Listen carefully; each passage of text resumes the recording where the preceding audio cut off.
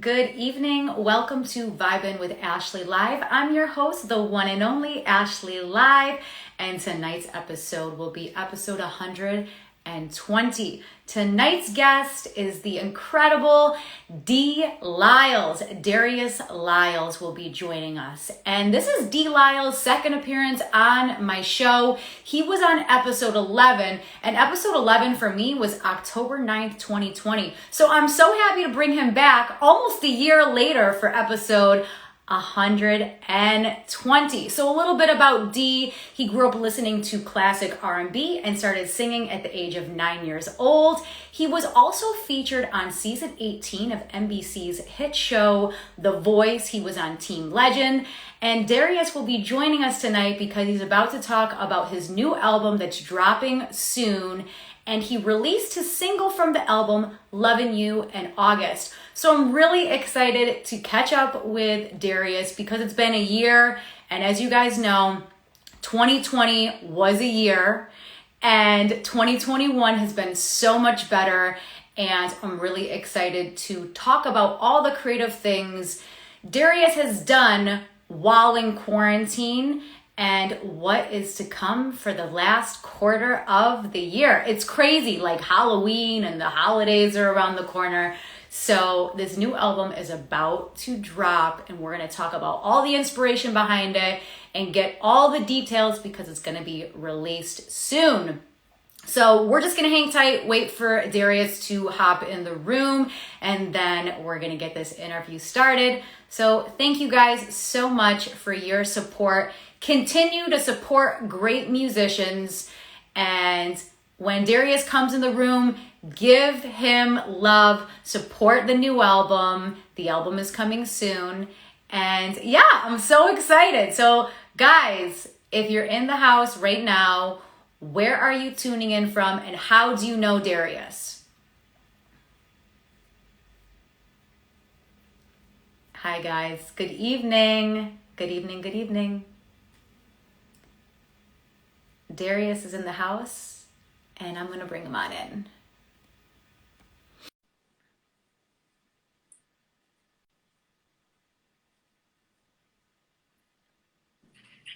Darious! What's up? What's up? How are you? You were holding that pose. I was like, has he been like that for the past couple minutes? Yep. How's your I night sure going? have, man. How's your night going? It's going pretty good. How's yours?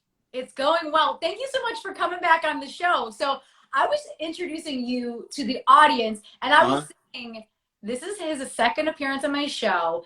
Episode 120 is tonight. You were on episode 11, which feels like a lifetime ago. So talk to us. How have you been holding up this past year? What's new? So there's a lot of stuff new, but I'll start with saying, like, first, like, my mental health is intact. Like, I've just been in a space of just really creating, really wanting to get out and meet people, whether that was virtually or just in person. And a lot of stuff I've been doing musically, you know, as you can see on social media, you know, my harmony videos and just me doing collaborations and actually really staying in touch with people, you know, just found a space to really talk to people and really dig deeper and have heart-to-heart conversations with people. And so that's just been the thing that I've been mostly doing while outside of, you know, the traveling that I was doing. I'm about to travel again. So, you know, my pandemic looked a little different from what everybody else might have, you know, experienced. But at the same time, I'm happy to be alive. I'm happy to be healthy. Thank God. You know, I experienced COVID before it happened. And, you know, I'm good now that I think. So I feel good. I've been doing a lot. But, you know, of course, we're going to get more into that. So Definitely. So I want to kind of circle back. You said mental health. I think it's such an important conversation. I'm so happy that you brought this up because I feel like a lot of people try to shy away from this conversation about mental health, right? It's like this taboo thing that we're not allowed to discuss. But can you elaborate a little bit about mental health, maybe what you were going through during the pandemic and where you're at currently? So there's this thing, it's called Imposter Syndrome, right? And so I think at some point, every person that's probably, you don't even have to be a musician. You could be an entertainer or whatever it is. And you may be in a position in life and you feel like maybe sometimes you don't deserve it, or maybe there's somebody else that may deserve that spot. Yeah. But when that happens, I encourage myself. I open up to people, and I talk to them. Sometimes I may be mysterious to where, because I'm an ambivert, so I can be introverted and extroverted at the same time, depending on what my setting is. But I give myself mental cleanses, and that's really giving myself some time out of the week to really be within four walls of my own room or whatever, and just sit and think things out, right? And so that happened to me for a little bit, and I kind of corrected it, and I didn't work harder with it. What I did was I accepted the fact that maybe right now I'm not okay, and for whatever reason I feel maybe depressed about something. And so talking to people has helped me just release some things that privately I've been going through, maybe, so Right. Man, mental health is definitely the key to really staying on top of your game. If you're steady drowning with just negative energy, or may have you, it's like you're draining everything that you may be trying to do, and so you're putting that negative energy into something else when it should be positive, so that you could feed somebody else. And so, man, most of all, like during the pandemic, I was giving off positive energy and people were giving it back to me. Yeah. And so the more I got that, the more I was okay with being who I was, So. Yeah. And I think it's really important when you say just talk it out, because sometimes we go through things and it's Right. like, and maybe you've just never said it aloud. And it's Right. like maybe just something really simple. Like Right. you just say it to somebody, you're like, whoa, I've actually never said that out loud before. And it's just kind of a weight lifted off of your shoulders.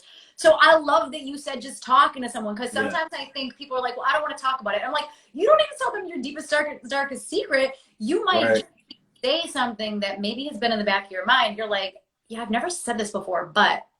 Because they could be going through the same thing. Like, you don't know, like, unless you say something, like it sparks somebody else to really talk about what they've been going through, that they've been holding in.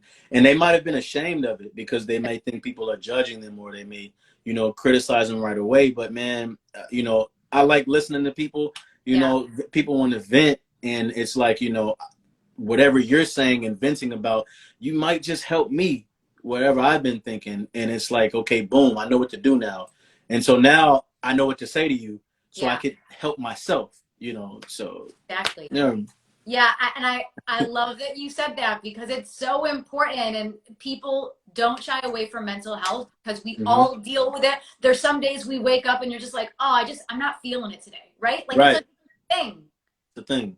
And it's like we just have to like keep on, put one foot in front of the other. So when you have those days that maybe you're just not feeling it, how do you get yourself out of the funk?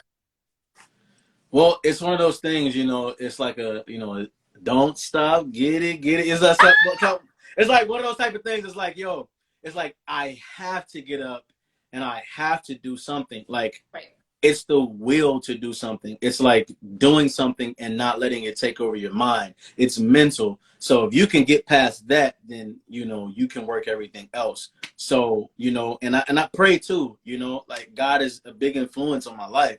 So praying and actually going through that stuff, knowing that stuff is going to get better, knowing I'm going to be okay, that helps me, and it's the reason why I do music, the reason why I talk to people, why I help so many people that ask me for help. And the reason why I do it is just because, I need people. You need people in your life, you need other walks of life to actually cross paths with you, so you can see other people's culture, how they deal with things, how they cope with it, how they see things through their eyes, and how they grew up, and, etc. So that helps me a lot, just really just actually getting up and doing something. Like, I just can't sit still and be in a slump. I can't just do that. I can't.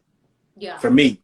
Yeah. Anybody else, I don't know, but for me. No, I know what you mean, because I'm one of those people, I'm like, just snap out of it. You have like 8 minutes to be doing. It's like, oh, just like throw that energy into the throw it away. Away.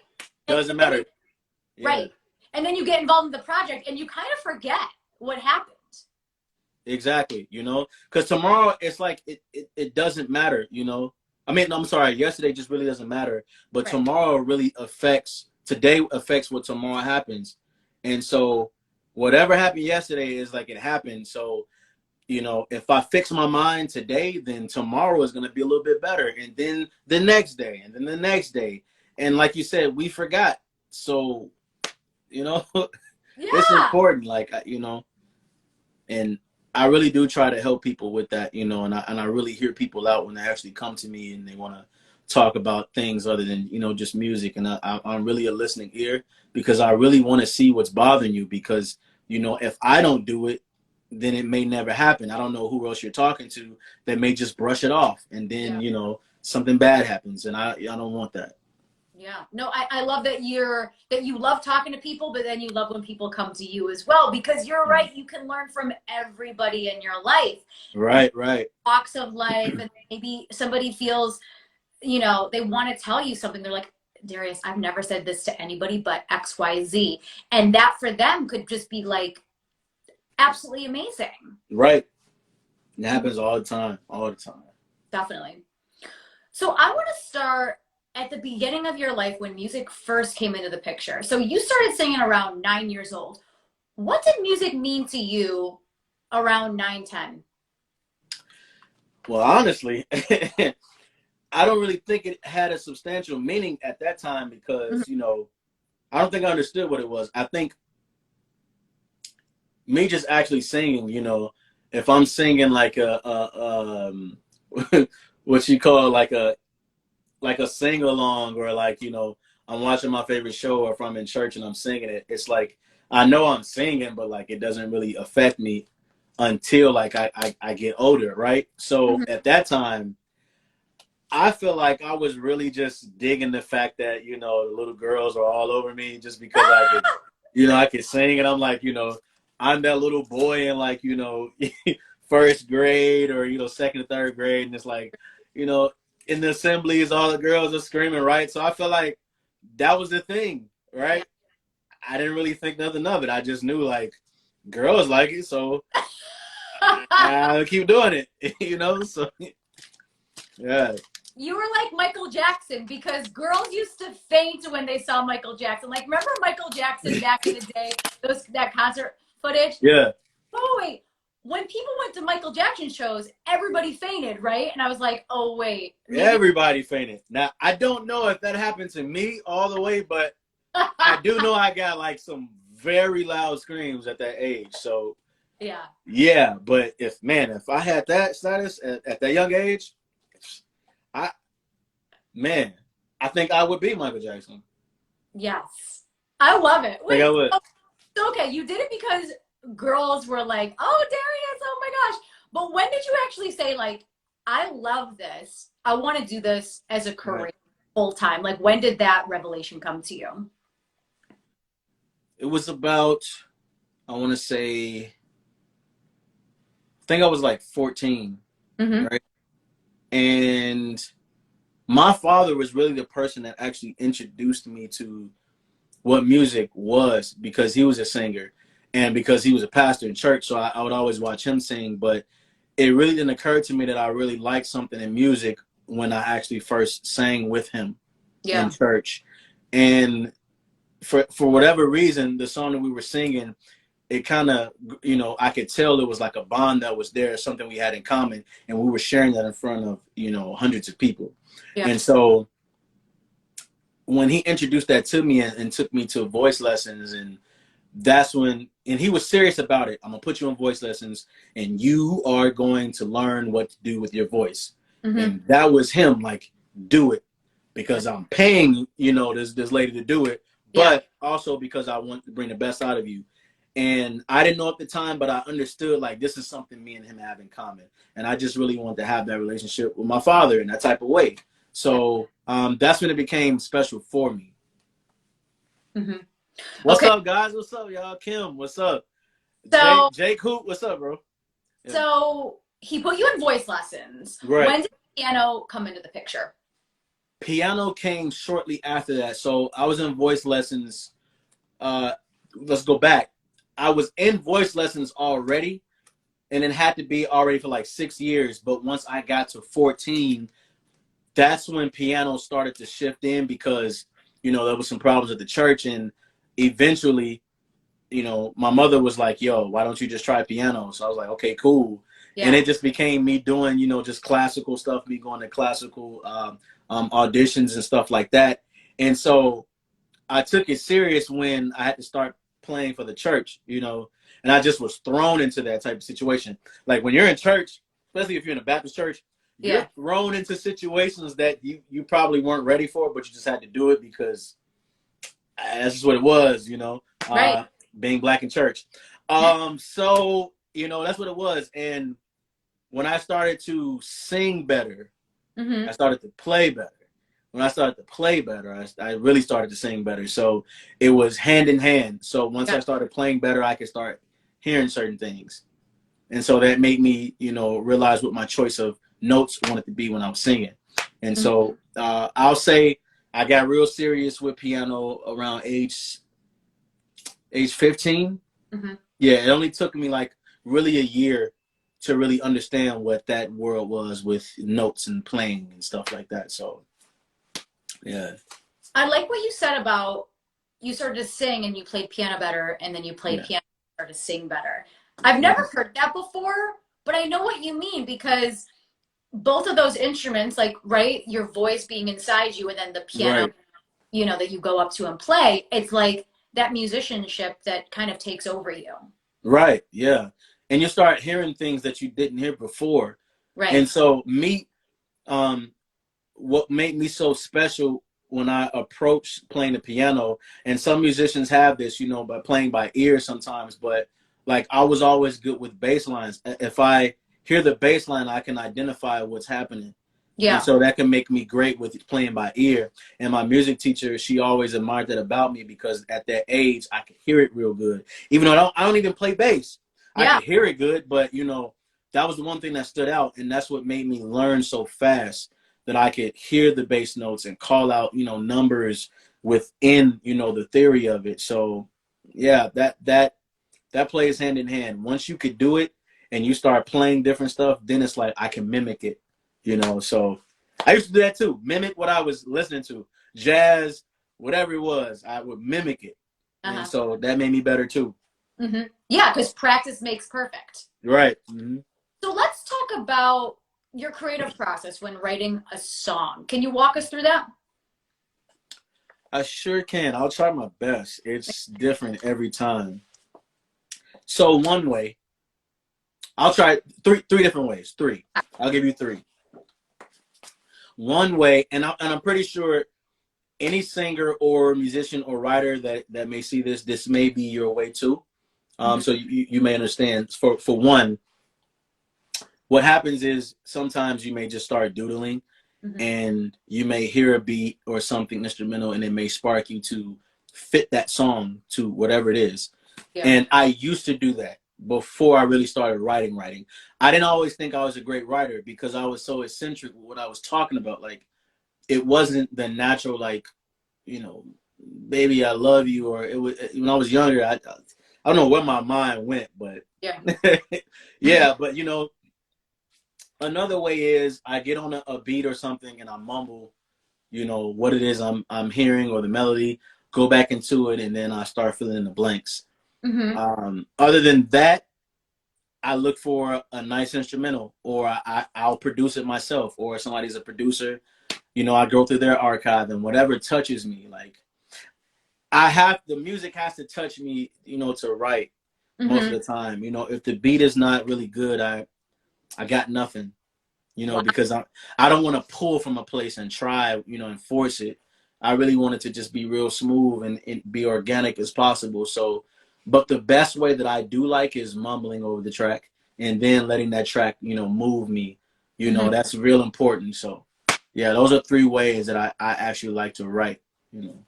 I love that. So, wait, so, okay, you need to be moved by a piece of music in order to sing over it. I got to be moved. If I can't be moved by the instrumental, it's like I'm almost forcing myself to do it. Right. And you know, and sometimes when the music is real good, it doesn't take that long to even write the song. It shouldn't be that way. Sometimes we have writer's block, so that forces us to mumble the track, mumble the words until we get it, right? In other words, we just may be inspired by something that happens in life, and so we start to doodle, and then we fit it to the track. So, that's what happens most of the time with me, but, yeah. So you do write. Yes. You prefer to hear the track and the instrumental and then just kind of rock with it. Yeah, like, because I'm a producer too, so most of the time if I'm producing in the middle of the track, I'm already writing because I'm just in the moment, and then the finished product will come when it comes. But yeah, I'm already writing to it.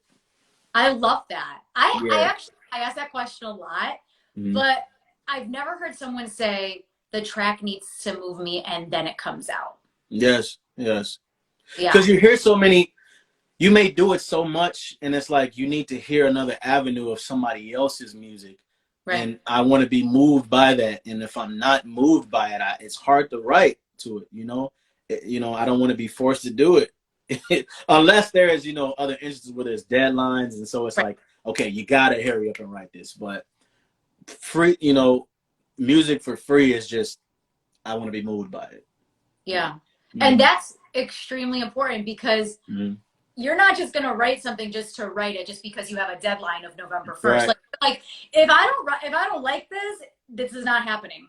Yeah, it's not happening, or I try to put my hands into it because I'm a part of every process I've ever been with creating. I'm a part of it because I am a creative and I see things a little, differently sometimes. And, I like it that way. And people I've worked with, they've been open to it because they trust my musical ear. And so that's a big thing too when working with people. They got to trust your musical ear.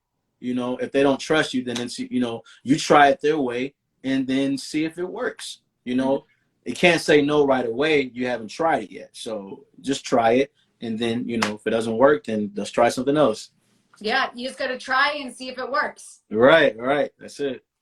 So you were on season 18 of his hit show, The Voice. I want to bring it back to the day of the blind audition when you sang How Do You Sleep by Sam Smith. What were you thinking before you took that stage? Walk us through that and then the feeling when you were on stage singing. Well, I was nervous as hell. And, people get nervous, singers get nervous. It's no matter what stage you're on, you could be the biggest artist in the world and you're going to still get nervous. Right. Reason being is that I think that it was just like, this could be the moment. It could be, no matter what I've done, this is a debut for me and you want to have it right and you want the best turnout and you're thinking about a lot of things because when you're on the show, you have to tell some form of your life, your story. And so I wanted to make it all fit. I want people to know like where I've come from, what I just told you. This is what I want you to see. This is what is the outcome of who I am. And that was so important for me. But honestly, I didn't even have a meaning to the song I was singing until I even got on stage that day. I couldn't put the song with my story at all. I couldn't understand. Wow. I was like, well, I know my people aren't, liars, you know what I mean? So it's like, what are you guys really trying to say? And I really didn't connect until that day. Like something happened to me on that stage. Like that stage with any artist that goes on there is different. I don't care what stage you've been on, it's different. It gives you another type of energy.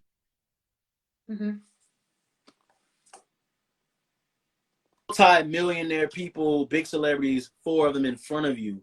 And you're trying to just be that star in the room full of people, small crowd of people. And it's like, the smaller the crowd is, the more nervous you get. The bigger the crowd, is less nerves. And so I'm dealing with that all at one time. And so all I knew is I opened my mouth and sang. Chairs turned and I blacked out and I'm ending the song. Yeah. And I came to. And it's like, well, damn, I'm on the show, And I'm holding emotions. And because, you know, I got to talk, you know, we're on time schedule. So I've got to talk, and, you know, I don't want to be up there just boohooing, you know what I mean? So I brought all those emotions together, and I went on ahead, and how I picked my coach, it was really off of who was really listening to me. Everything I worked hard for, you know, in my rehearsals, I wanted them to really say what it is that was actually wrong. And, you know, Kelly gave something, you know, some great advice, or she said, you know, people are vessels, and I really like that, and I love to do that and bring it out of people. But then John actually called everything back out to me that I actually worked on in the song. So vocal coaches that I know, and I've done vocal coaches, is that we listen to what's happening. We call back out what was wrong, and you remember everything. And so that's the reason why I went with him. And obviously America loved that decision.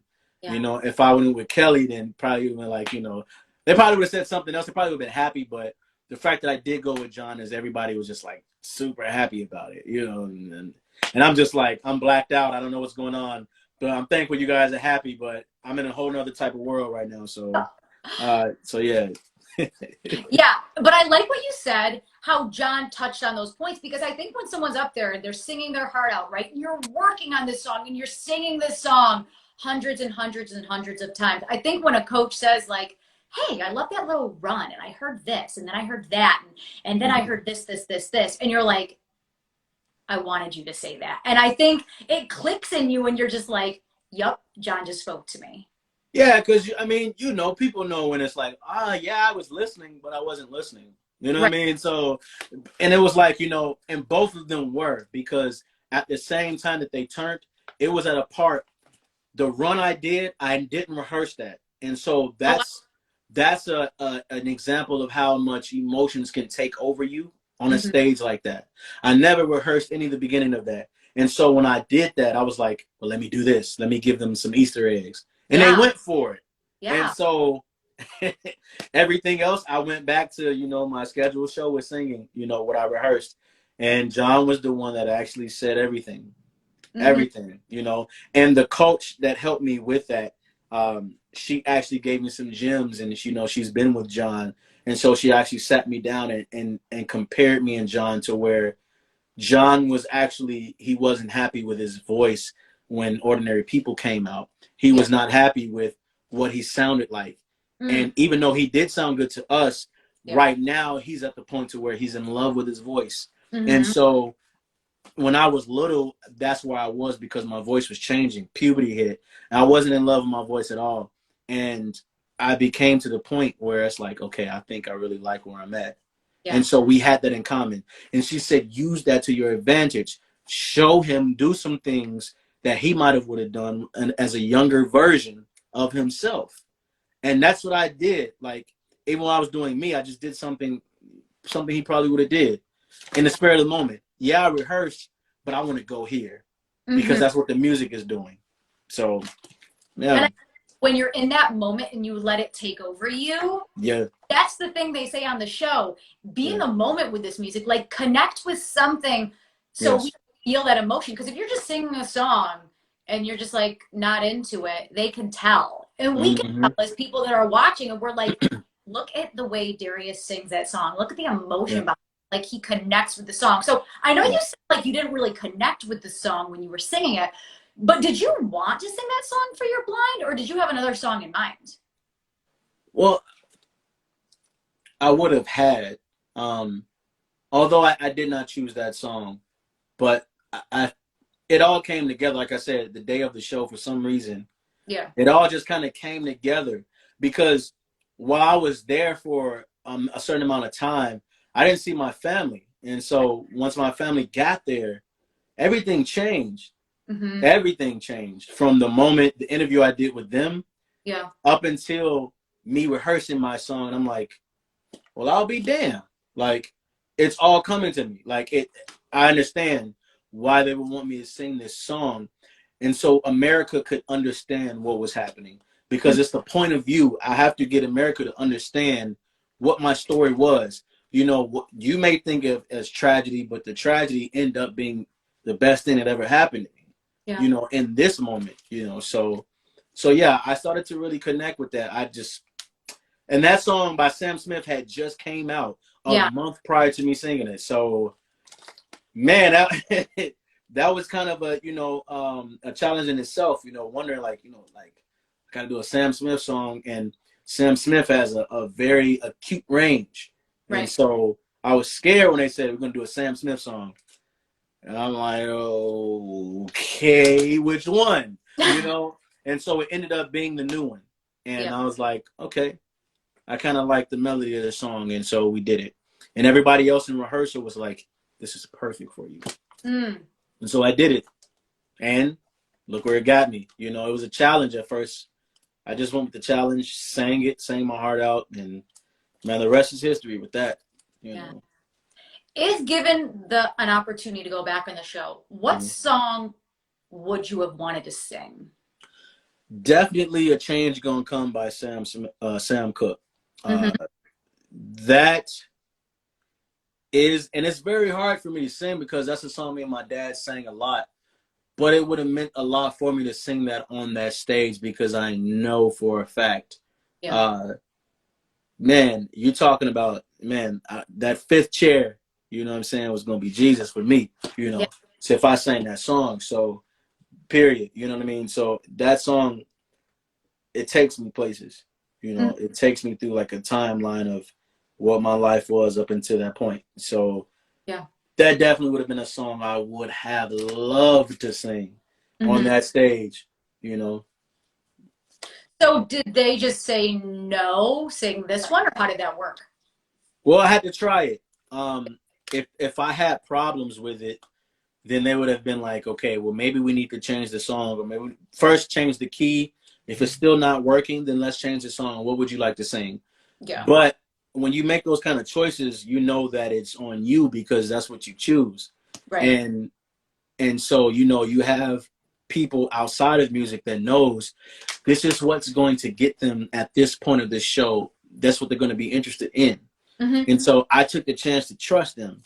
I trust the staff. I trusted everybody, and so, up until that point, it didn't let me down. It worked, so that, I think I'm mostly glad about that, because if it didn't, oh boy. Yeah. I was gonna come back the next year with vengeance, and I was gonna I was gonna completely destroy it if I didn't make it. I was gonna destroy it. Yeah. Well, thankfully you made it on the show and you were on Team John. So if you could sing a song with John, what song would you sing and why?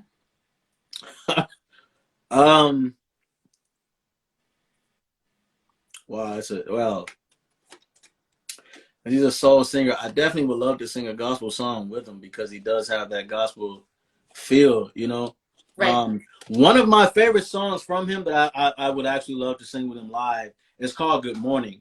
Yeah. And that song is really a great song. When I love it when he performs it live. It's the best version. And I think having something with with a lady friend back in the day, and it's like I think I understand why he made that song. And it's like, this is the perfect song. I wish I would have had just to sing to her, or wherever that was. Like, I wish I had that song. Yeah. So that's a song I would definitely want to sing with him. Have him play the piano while I sing one of the verses. To some of the ladies in the crowd. And so that I would love to do that. Song. What else? I would love to sing "Oh Happy Day" with him. I think we would kill that. That'd be awesome. I definitely think that would be like a crazy collaboration, and he's cool, I DM him sometime and he talked, he discusses stuff with me and he's cool, so, but when the time comes, we'll talk about music and collaborating but other than that, I'm gonna keep it on the hush. Like I'm gonna make it a surprise. So yes. Yeah. Well, you gotta let me know like before this comes out, because like like "Oh Happy Day." Yeah, that would be definitely dope to do. Let's go. Yeah. So, what was one of the most memorable times for you on The Voice? The most memorable times. I can't forget about the other contestants that was there, and even the people that didn't make the show, and the other contestants that you guys, that America never got to see. Like, it was so many people there that was there for a reason, and such a time as it was for all of us to meet. And I cannot forget any of them. Every single person I came in contact with, it was a special bond. But my very most memorable moment ever that I'll never forget is my battle with Nelson. And, you know, rehearsing with Nelson and getting to know Nelson in that moment of us trying to have one of the biggest battles on the show. And I told him that, and he agreed. Like, it's like, bro, let's make this the best battle ever. Like, I really want people to come back to this, you know, and really say, like, this is one of the top 10, you know, and rehearsing it and actually doing it on stage. Man, Nelson shocked me. Like, he did some stuff. It was the energy, like I said again on that stage, the energy that he brought, you know, that he gave me, you know, before we went on stage. It was just, you know, I'll never forget that. Never forget it. The crowd was just, it was the loudest I ever heard a crowd, like a small crowd that was doing that song. I've never heard no crowd do that before. And I'm kind of addicted to it now because it's like, I want to hear that again, you know? And so that was my most memorable thing that happened on the show for me, was for me to actually nail that song with Nelson like that, you know? That was pretty dope, man. Pretty dope. You know what? I'll say just the show in general. I won't forget. I'll never forget my experience with them. Yeah. So for you who maybe don't know what Darious is talking about, he sung "Come Together" by the Beatles with Kate the Third. Yes. It was absolutely legendary. I remember seeing that battle and I was like, yes. Like, the way that your voices pull off of each other and your energy, like the energy in the room and within your voices is so amazing. I mean, I was not in the room when that happened, but I saw it on TV and I was like, look at them go. Plus you brought the songs to like a whole new level. Yeah, you know what? It was kind of like they didn't expect us to really sing that song like that. It was kind of like, this may be a challenge because on the other hand, you have a soul R&B singer, and then you have Nelson that actually did something similar in the Blinds. Right. So it was kind of more so like an uphill battle because we both were versatile. I know Nelson can do an R&B song, and I know he can do a song like that, you know. It's just I left it so narrow to where it had to be a surprise. And I did that. And in my rehearsals, it was like, okay. Even though they were like, okay, we don't have much to say, but like, you know, give me something. And I was like, all right, cool. When I step on this stage, I'm going to blow y'all out of the water. I'm going to show you, like, this is, you know, I can be versatile. You know, everything I said, like, I just had to back it up. But more so, I wanted to have fun with what I was doing. And I had fun. The fedoras made me feel like I was Mike. Like, because, you know, Mike did the song. So I felt like I was Michael Jackson with the, you know, and the band was killing and the lights, you know. I was like, yo, let me just have fun with it. Yeah, I don't know. Yes, such a monumental moment. And I'm so happy that you brought that up because such an incredible performance. Yeah. Thank you. So I want to talk about people that have had an effect on your musical journey. Dru Hill, Bobby Caldwell, Stevie Wonder, obviously. But can we maybe break down those three and talk about what they've done for you in your career and how they shaped your journey? Well, I'm going to start with Dru Hill because Dru Hill, I'll say Cisco was really the person that really got me comfortable in, you know, in singing. And my sister would buy me the Dru Hill albums, and I would have, you know, the CD player, you know what I'm saying, and have the little Sony headphones. And my mother was a beautician, and she had her own salon. And, you know, I would be in the bathroom in the mirror just singing the songs, getting all the R&B faces together, you know. So when I go to school and some girl asks me to sing, it's like I'm finna nail it. And it was actually a moment where I got caught in the bathroom singing. And it was one of my mom's best friends, but she did her hair. And she was just like, her jaw was dropped. And she was like, oh my God. And I was like, can you please not say a thing, right? Yeah. And she was like, no, you have to come out here and you have to sing. You got to do the same thing you just did. I don't care what it was. I want you to do exactly what you just did. And I did it. And, you know, everybody in the salon was just like, oh my God. They were like, oh, he gets, you know what I'm saying? So I'm just like, yeah. Yeah. All right. So, you know what I mean? So it was like one of those type of things with Dru Hill, you know. So Bobby Caldwell, Bobby didn't actually come to me until 2017. Mm-hmm. I didn't discover Bobby Caldwell like that until 2017, but I always knew that song, the single he had. And surprisingly, the you know, the color of his skin, you know, was surprising because I just really didn't expect that to come out of him. When I found out really what he looked like, yeah, I said, oh my God. Mm-hmm. You know, and I went into his catalog, I went into all of his albums, and I said, this guy's tone is incredible. Super talented. I like tone, and he started to really speak to me through what he was doing musically. You know, like Marvin Gaye did. Marvin Gaye was a mentor for me, and he still is to this day with music, rare music that's really not out. Mm-hmm. Different ways he did his music, and it speaks to me as to the reason why he's choosing these songs, why he's choosing to sing these songs the way he did. Stevie Wonder, for his him being eccentric in his music, you know, going left with the things he did, you know, having orchestras, just like Ray Charles did. You know, I love these musicians that actually, you know, think beyond just what people think the genre should be. Yeah. You know, for me, like if I'm gonna do R&B, I'll do R&B in a pop way. I'll do R&B in a country way. I can do R&B in a dance, you know, deep house way. So I'm not confined to what the genre actually is. I master one genre as much as I can to the best ability for me, and then I switch over to what I want to do and try something different.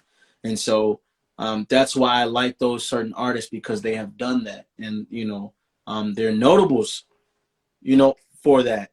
You know, Bobby Caldwell has a single that is a jazz song, and people thought it was R&B, but it's jazz. It just sounds R&B.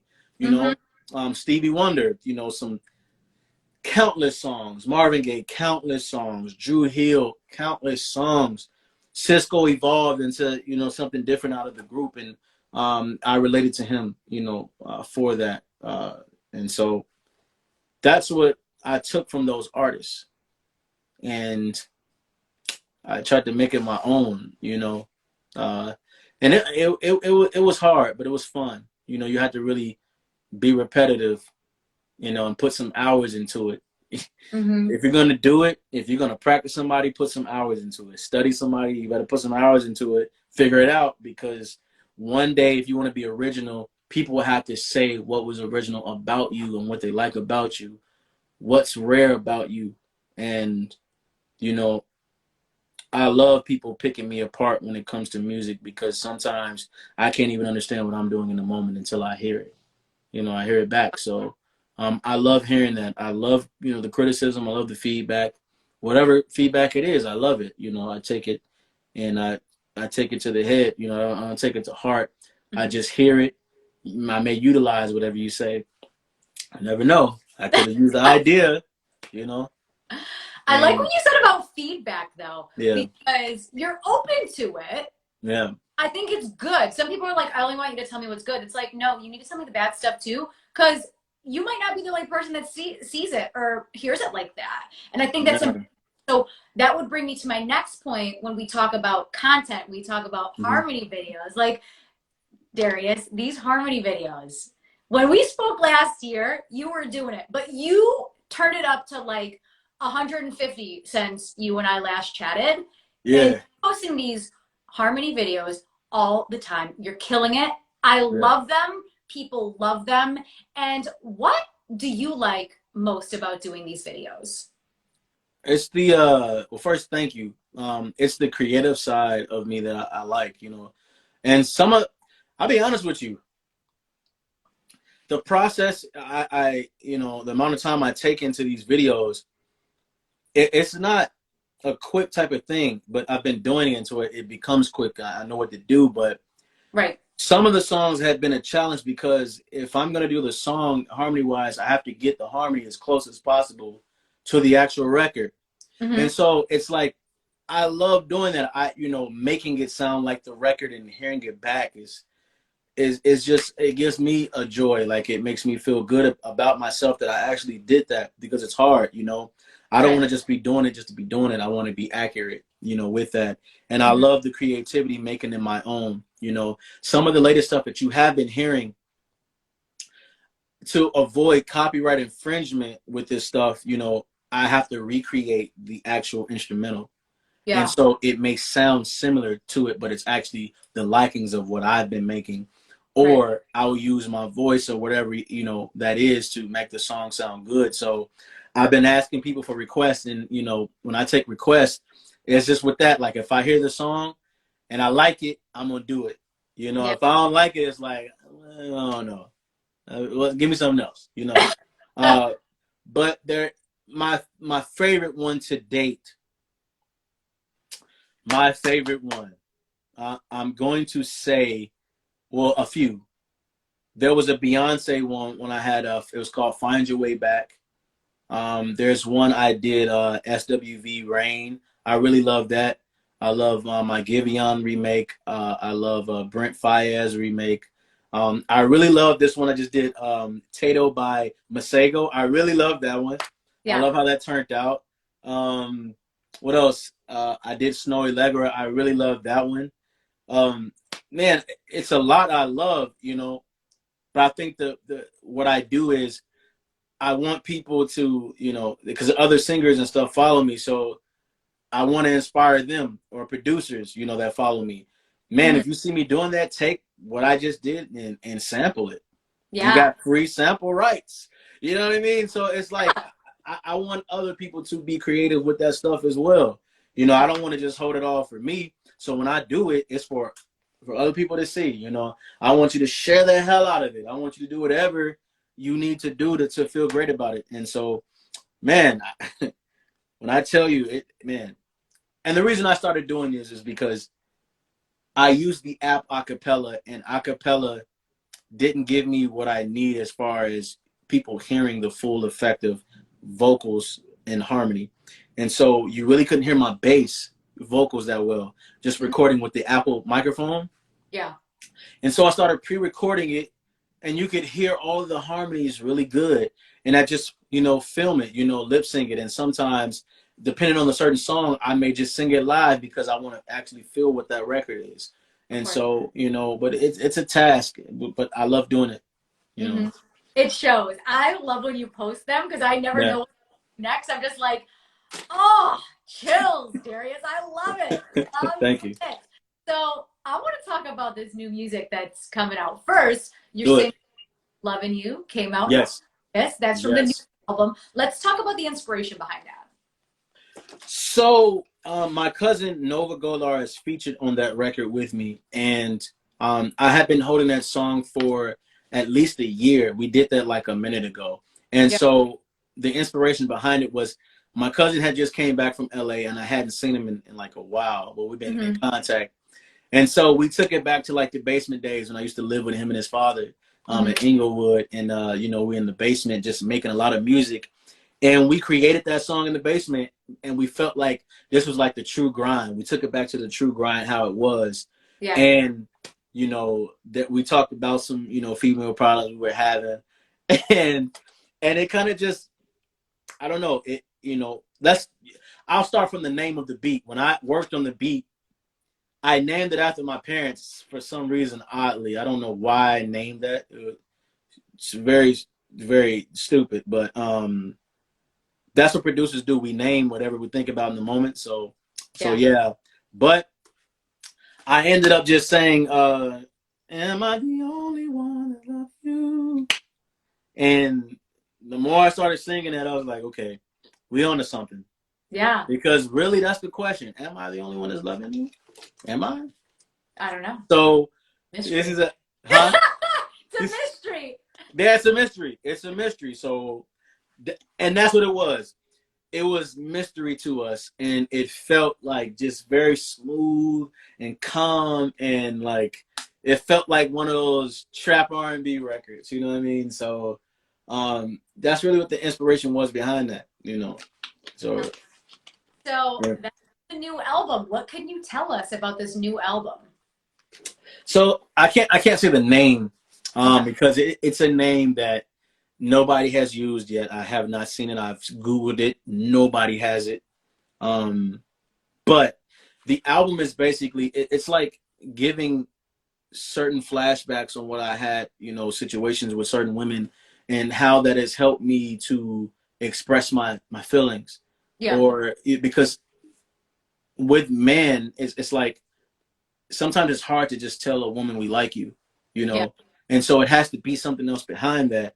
And so emotions have to show, or you have to put in some type of effort Mm-hmm. for those words. It needs to be some type of action. And so I took every like level of it. I might have had an infatuation with this girl at one time. And Mm-hmm. so I used that perfectly for this part of the album. And I used heartbreak for this part of the album. I used confusion for this part of the album. And I'm Yeah. putting all this together to show people that men actually do. We do express our feelings. Like we do have a side of us that we do want to express. Yeah. And, and it's really, holding yourself accountable of what you've done, because it's two sides. Like it doesn't take one, it takes two. And Mm-hmm. so it's not what just that one person did to mess it up. No, we both did something to mess this up. Yeah. And so loving you does express one of those things to where, the things I'm saying, sometimes men may say, and then you ask the question, am I the only one loving you? After I just said some raunchy stuff to you or whatever it is, when I could have been the problem. I could Yeah. have provoked whatever it was. So it's one of those type of things, but also ultimately saying it to who I am and to what you're going to get, it's actually a very chill album. It's one for the fall and one for the winter.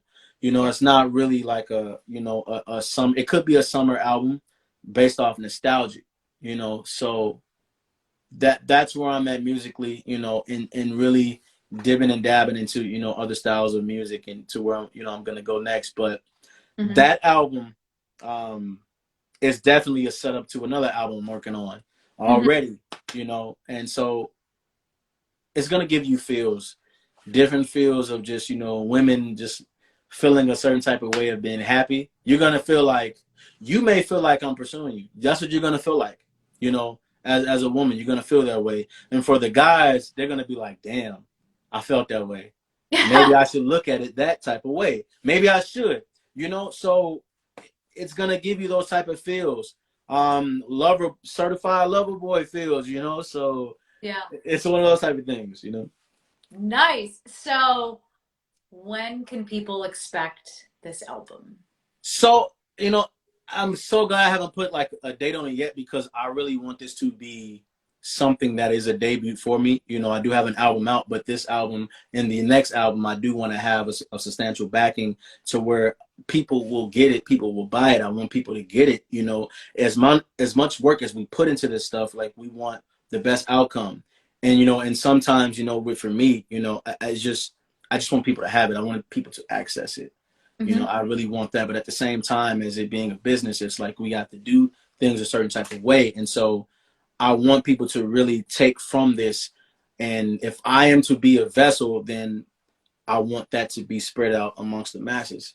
And so Right. we're figuring out how to effectively get that done as a plan and as a team. And so, I'm building a team, and we're talking that stuff out. And man, they've been pushing me, and I love it, man. And they've been the greatest, helping me out and just letting other people come in and seeing how they can help. And, man, it's really a joy to have people like that. But I just really want people to get it. I don't have a date yet, but Yeah. soon.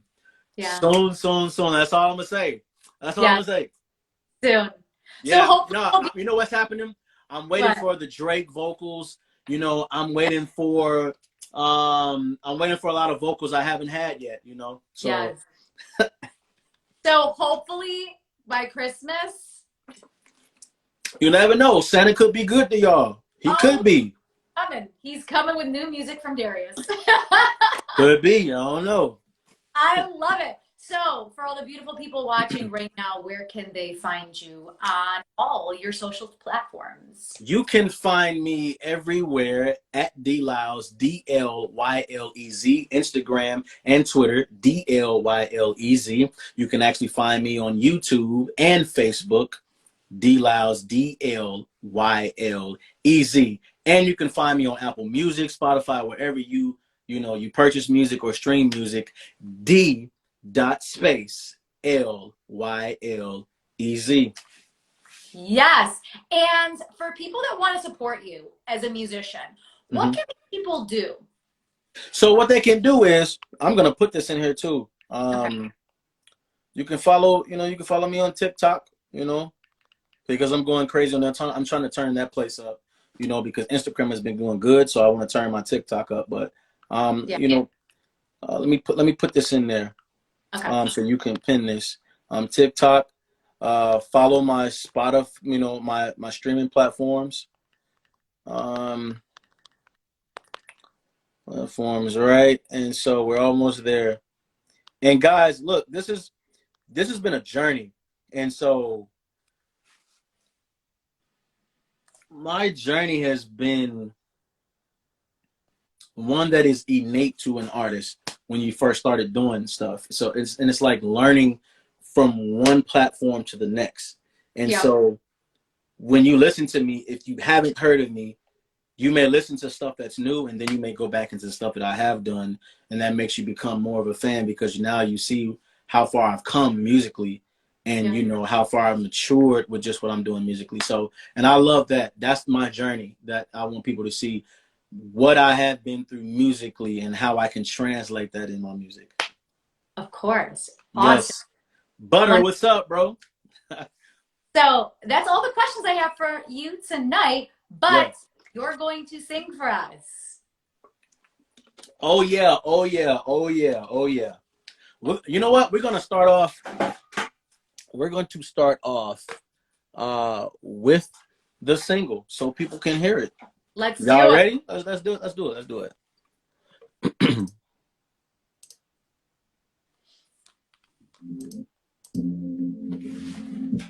Hey, y'all pray my strength. Yeah.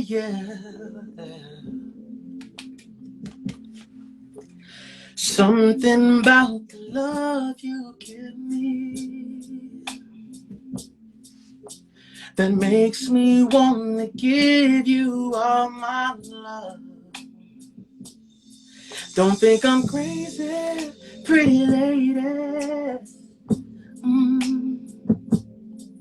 If I'm coming on too strong for you. Hey.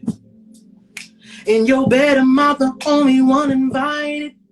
Head first with no precaution, I could dive in. I'm crazy about you, girl, I can't hide it. Is this a sure thing? Just let me know, babe. Am I the only one that's loving you, baby? Hey. Am I the only one that's touching you? Hey. I'm just not the type that's insecure, but you got me thinking that I'm not enough. Baby, tell me, am I the only one that's holding you? Baby, am I?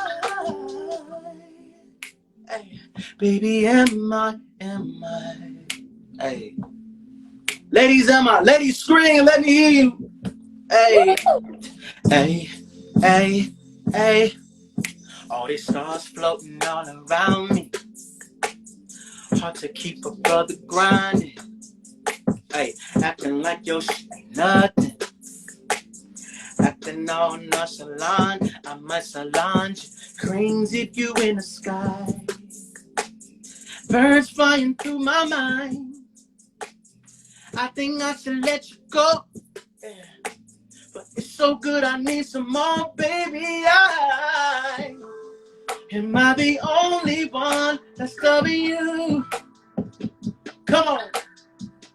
Hey, am I the only one that's touching you? Baby, hey, see, I'm the type that's not this insecure. But you got me thinking that I'm not enough. Baby, tell me, am I the only one that's holding you? Baby, am I, am I? Ooh, ooh, baby, hey, hey, hey, hey, hey. Tell me, am I? Tell me, am I? Tell me, am I? Tell me, am I? Ladies, I just want to know if I'm the only one loving you. If so, I want to see it. Put some action behind it. Yeah. Yeah. I love it. I heard Cisco throughout that whole song. So when you talk about studying the greats, studying that classic R&B, I'm like, oh my gosh, I feel like I'm back in the 90s. I love it. Yeah. Thank you. Thank you. Thank you. Yes, I love it. I just want to read through some of these comments really quick. Ty says, dude is killing. Sam Wilco, Voice Fam is in here. Sam, what's up, bro? Sam says, get it, bro. Yeah. And Kamar says, kill it. What's up, Kamar? What up, Eddie? Awesome. What's the next one? So this next song, it's called Feel Good. And this song has some importance because I sampled one of my favorite groups, one of my favorite singers, and that's the Isley Brothers. And Ron Isley, to me, he's my top 5 purest falsettos, purest voices of all time. And so, man, you may recognize it because Ice Cube actually has done this song as well. So it's going to feel like that. So yeah, let's do it. Let's do it. Let's do it.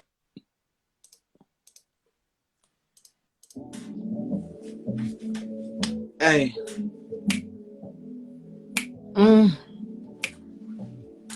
Yeah, babe. Just waking up in the morning, gotta thank God. I don't know, but today seems kind of odd. Yeah. Oh, is this real love? Or is it all in my mind? Oh, don't you let go. Don't you let your feelings for me make you lose your mind. Tell me, how do you know? How do you know? If love is what you really want. Yeah, baby, tell me, how do you know? How do you know? If my love is what you really want. Y'all may know it like this, though. Who feels really sure? Can that loving guarantee your happiness? Should I know? Do I really care? Hey, let's look at what's going on and try to be more aware. Tell me, how do you know? How do you know?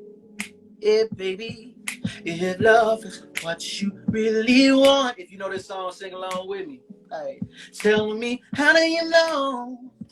How do you know? If my love is what you really want. Yeah. And then the song says, oh, let's stop walking around, babe. When there's love lost to be found. Oh, honey, you know I still care. I still care. What's the sense of going elsewhere? La, la, la, la, la. Yeah. Hey. Woo! Give it up, guys. So I just want to go through some of these comments. Sam says, what up, my dude? What's up, what's up, what's up? Kmar says, one of my favorites. Tyrone says, you got the magic, D. Thank you, Tyrone. So I know you said you love Ron Isley. Did you see that Versus with the Isley brothers and EWF? Yeah. And let me tell you something. They just came to Chicago a couple months ago, and I saw them for the first time. And it was really a treat to actually see them at this age and time. Right. Ron still has it, man. It was from top to bottom of the show. It was strong. Yeah. And of course, at this age, you know, he was dibbing and dabbing. So he was like, you know, I may not sing this hard. He let the background singers do it. Yeah. But he did show up like, yeah, I'm still here. I still got it. And it was at the moments where it was like at the biggest part of the songs, he was still able to just sing and just it was a treat. And I thank God I was able to see him, because I don't know if I'm going to be able to see him in concert again like that. You know, as far as this time around, we don't know if they're going to have another tour. So, man, it was special to me. And I heard him sing that song I sampled, Footsteps in the Dark. I love that song. I love the melody. I love the guitars playing. It's something about it being never ending to me. And so that's why, you know, I sampled it. Yes. Yeah, I love your sample, and I love that you were able to see the Isleys in person. Yeah. Because it is such an experience. And even the verses, like with Earth, Wind, and Fire and the Isleys back and forth, and you're like, whoa, what? I mean, we could be here for the next 8 to 9 days just with in their catalogs, right? Yes. And you know why it's so special for artists to do that and actually nail the song? People know what the song is, but actually make it your own, right? Right. So Earth, Wind, and Fire, well, lucky day, the artist actually got clearance from Earth, Wind, and Fire to do Can't Hide Love. And have you heard that?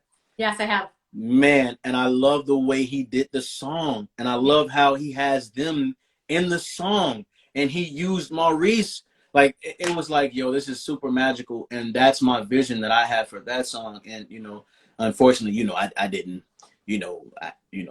I got the clearance, but I couldn't have Ron, you know's voice on the song. That would have been lovely. But yeah, I just, if you can pull something like that off, that shows your originality in actually sampling music, because sampling music is great, but also if you can remind people but make them think that it's your own, you know. So that's what I love.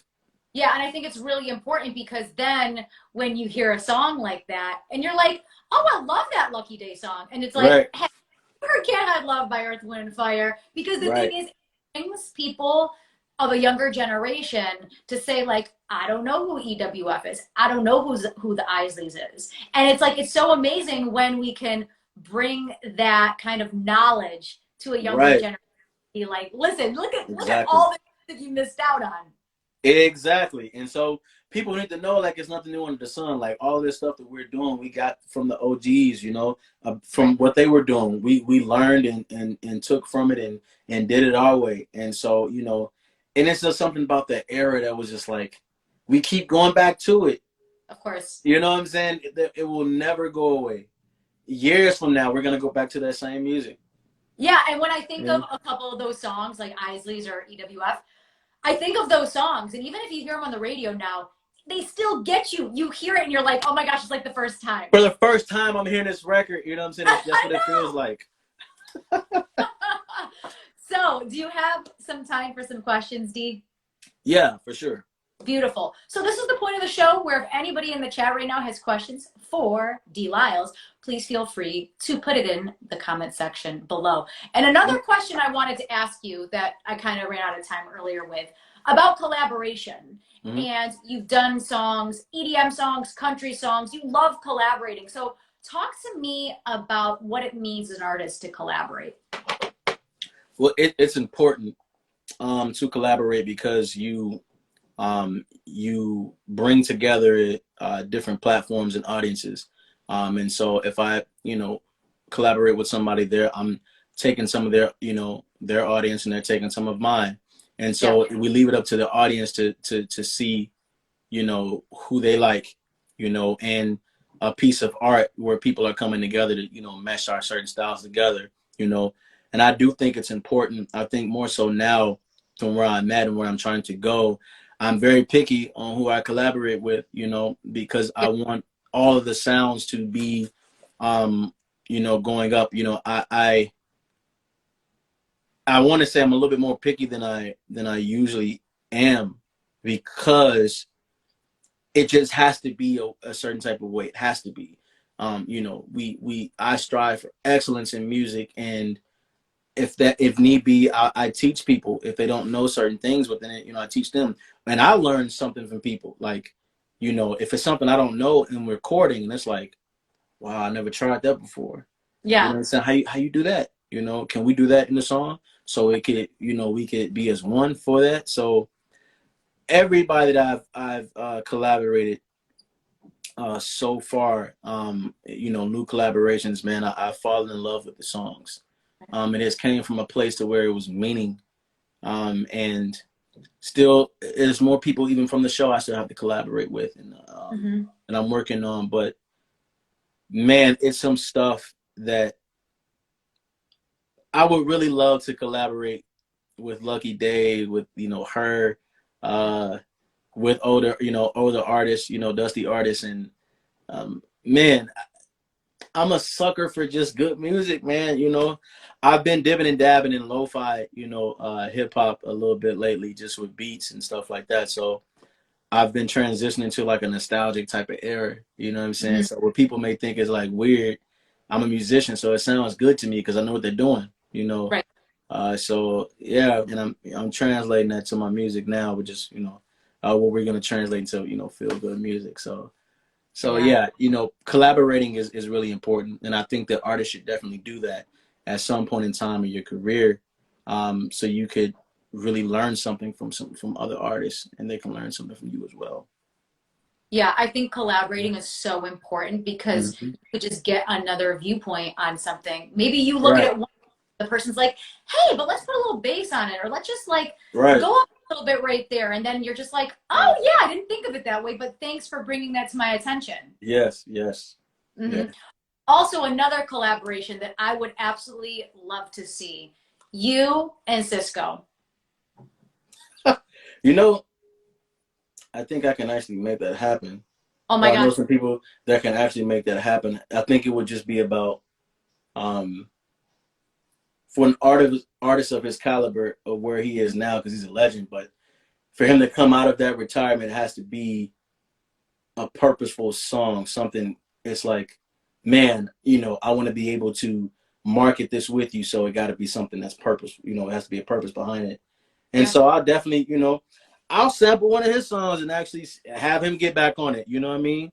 Tory Lanez did it. A lot of other people did it. So I feel like I can do that too. You know, it's got to get clearance for it. I think you can bring him out of it because honestly, I feel like we haven't heard from him or seen him in a very long time. And Darious, I think it's time. I think you're going to bring him out of it. All I can do is have my management reach out and see, you know. I don't know, but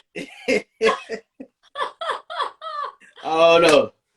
Hey, it could happen. So I want to talk about social media and content, harmony videos, and just the stuff that you put into, I guess, the social media stratosphere. Why is it important for artists to go so hard on social media? Oh, it's free. Yep. it's a free platform.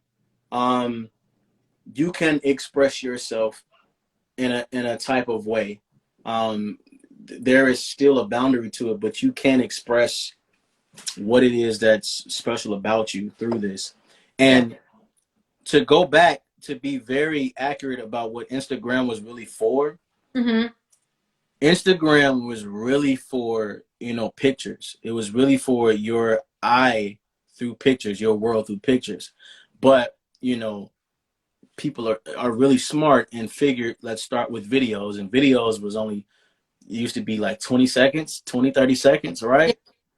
And so they expanded it into 60 seconds, or you can create longer videos through IGTV.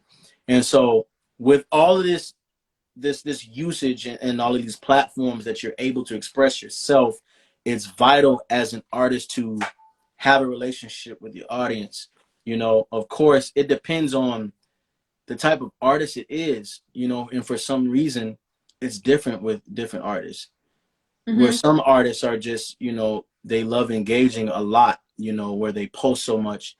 And then, you know, it could be artists that don't post much, but whatever they post, it's always spot on. So you Yeah. always know what you're going to get. And so, and it definitely depends on what you are posting. Yeah. So it's good to start doing it so you know what people like, what people don't like, and what people respond to. You know, I think I'm at the point in my career to where it's like, you know, I trust the process, but also it's gonna grow on you. It'll grow on you. If you don't like it at first, listen to it again. Listen to it again, because a lot of stuff have been shoved down our throats or our ears for us to listen to. Right. And so you need to hear something a little bit more different from what you've been hearing. And that's the reason why I do those videos like at the rate that I'm doing them. Yeah. You know, so because people just want to see it. You know, Yeah. they look forward to seeing that stuff every day. Yeah. They're crazy. People are crazy. They're crazy. They're Yeah. crazy. But I love it. But if they're crazy, I love it. I love it. If you know. Yeah. I think it's important because I think with like the whole TikTok culture, right? And the Yes. whole, like 12 to 15 seconds, like capture your audience. I Yes. think that's why they do so well though, because it's like some people, if you post a full video on Instagram, they won't listen to it. But if you do a teaser, if you do like a 10 to 12-second teaser, like, hey, my new song is coming out November 1st, that's going to get a lot of hits just because like it's that quick. Yeah. And you know what? I think social media and TikTok, I think a lot of that stuff has exposed our ADHD. Right. It has exposed it because, you know, people, to get their attention, you know, our phones are just, it's ran like that all day, every day. And so you want to see something real quick to get your attention. And it happens, you know, but the quality that you're putting this stuff out or doing it, people, they would actually wait the whole video to listen because they know it's going to be something. It's got to be a gem. Yeah. Other than that, if your presence is not that good, it's like you just got to just do it, catch their attention right away, you know. And it's like it's no pressure. It depends on people. Like, whatever you're trying to do for your life and, you know, your career, then do it. Yeah. But when you're in a career of pursuing something and trying to be in a bigger position, it causes you to have to just do certain things for the moment until something happens. So, you know, if you have big dreams, it causes you to put some big work into it. You know, you gotta back that up with something. And so, you know, plus I love to do it. I don't think of music as work for me. The only time it's work is when it's deadlines or when it's something that's just like, it's just unnecessary. But I don't want to have music be something I hate. You know, I want music to be something I really love to do. You know, I don't think I ever want to retire from it, but I do have other things I want to do outside of music. And music isn't like, you know, for the rest of my life. It'll always be there. But at some point in time, I want to get into other revenues of things, you know, and music is another way to open the door for that. So, because when you love what you do, you don't feel like it's work. Exactly. If you love it, it's not work. You know, when it's a challenge, sometimes it may feel like a lot of work, but once you learn something and get over that challenge and you love the challenge, it's like you may do something, it may turn out greater than you thought it was, you know? And so with a lot of stuff, the most challenging harmony video I did to date was Mr. Sandman. That sucker was hard. Oh, wow. Because you have to get that stuff right. So it's like I did it my own way, but the bum bum bum bum bum bum bum bum bum bum bum bum bum, you have to get all that, the syncopation, all that stuff right. The harmony that the ladies were doing, you have to do the right harmony notes so it sounds like the actual song. Wow. And I went on YouTube and I studied those parts. I was like, you know, God bless their soul. There was close harmonies. Man, it was harmonies. I'm like, that doesn't even sound like that goes there, but I did it and it worked. Yeah. So that's my example of, you know, I pushed myself and it became, you know, I got a lot of hits on that video. So Yeah. the hard work paid off. Uh-huh. Paid off. So that's the end of the show for now. But Darius, I just want to say thanks for coming back. I Thank can't you. wait for this new album to come out and for Yeah. us to do a deeper dive into the music. So do you have any final words for the room? Man, you know what? You know, I think in this time, I just want to say to people, I think in this time to where I think September, October, I think September is like one of those months where every year is a transitional month for a lot of people, and for me as well. And I just want to encourage people, like, you know, spew out positivity even when you feel at your lowest, you know, because it goes a long way to just simply smile at somebody. And sometimes people may think they might get weirded out, but they don't notice that they're smiling back, and they may not know what they're smiling for, but they'll get it. It's like, you know, people, you know, they're going through some things, and so it just needs to be more people that are thinking positive and giving off that energy, and so other people can feel it. And, you know, I just want you guys to really, you know, pray at night and just really keep God first, and really just pray for your families, pray for yourselves, you know, manifest some things, you know, manifest, you know, great living, manifest health at this time, because, man, I'm going to tell you, whatever you think is weird now, it's going to get a lot weirder. It's going to get there. And you want to be mentally stable. You want to be spiritually stable. And also, you just want people to feel great as you are at all times. At all times. And for you, Ashley, I really thank you, man.